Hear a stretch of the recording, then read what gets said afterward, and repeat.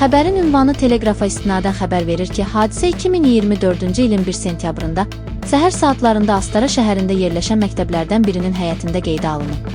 Sözügedən məktəbdə mühafizəçi vəzifəsində çalışan Tahir, həmin təhsil müəssisəsinin rəhbəri Gülnazla şəxsi münaqişə zəminində mübahisə edib. Məlumata görə Tahir həyat yoldaşı Səbinəyə aid yayılan şəxsi video görüntülərin Gülnaz tərəfindən əldə olunduğunu düşünərək, ondan həmin materialları təhvil verməsini tələb edib.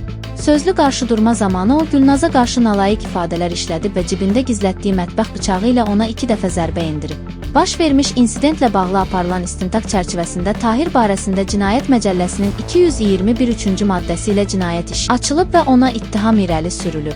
Təqsirləndirilən şəxs ifadəsində özünü günahkar hesab etdiyini bildirib. O, uzun illərdir həmin məktəbdə çalışdığını, həyat yoldaşının isə bir müddət öncəyə qədər katibə vəzifəsində işlədiyini deyib. Tahirin iddiasına görə həyat yoldaşı Gülnazın qeyri-qanuni fəaliyyətləri ilə bağlı prokurorluq orqanlarına müraciət etdikdən sonra direktor tərəfindən təzyiqlərə məruz qalıb və sonda işdən ayrılmağa məcbur olub. Səbinəyə məxsus video materialların isə məktəb işçilərinə nümayiş etdirildiyi iddia olunub. Tahir həmin gün səhər saatlarında məktəbə yaxınlaşıb və Gülnazın gəlməsini gözləyib. Onun gəlişindən sonra isə səslə görüntüləri tələb edib. Direktorun etirazına qarşılıq olaraq bıçaqla ona hücum çəkib. Hadisəyə dərhal müdaxilə edən hüquq mühafizə əməkdaşları tərəfindən silah yerə qoyulub və Tahir saxlanılıb. Zərərçəkmiş Gülnaz isə ifadəsində bildirib ki, bir neçə il Astara şəhərində direktor kimi çalışıb və hal-hazırda Bakı şəhərində fəaliyyət göstərir. O, Səbinə ilə yaranmış narazılığın təməlində onun oğlu üçün iş istəyinin təmin olunmaması durduğunu bildirib.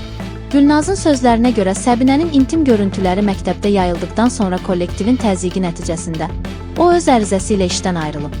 Hadisə günü Gülnaz məktəbə seçki ilə bağlı müşahidəçi kimi gələndə gözlənilmədən Tahirin hücumuna məruz qalıb. Bıçaqlı hücum nəticəsində qadın müxtəlif dərəcəli bədən xəsarətləri alıb. Məsələ Astara rayon məhkəməsində araşdırılıb. Məhkəmənin çıxardığı hökmə əsasən Tahir 2 il 6 ay müddətinə azadlıqdan məhrum edilib. O, cəzasını ümumi rejimli cəzaçəkmə müəssisəsində çəkəcək.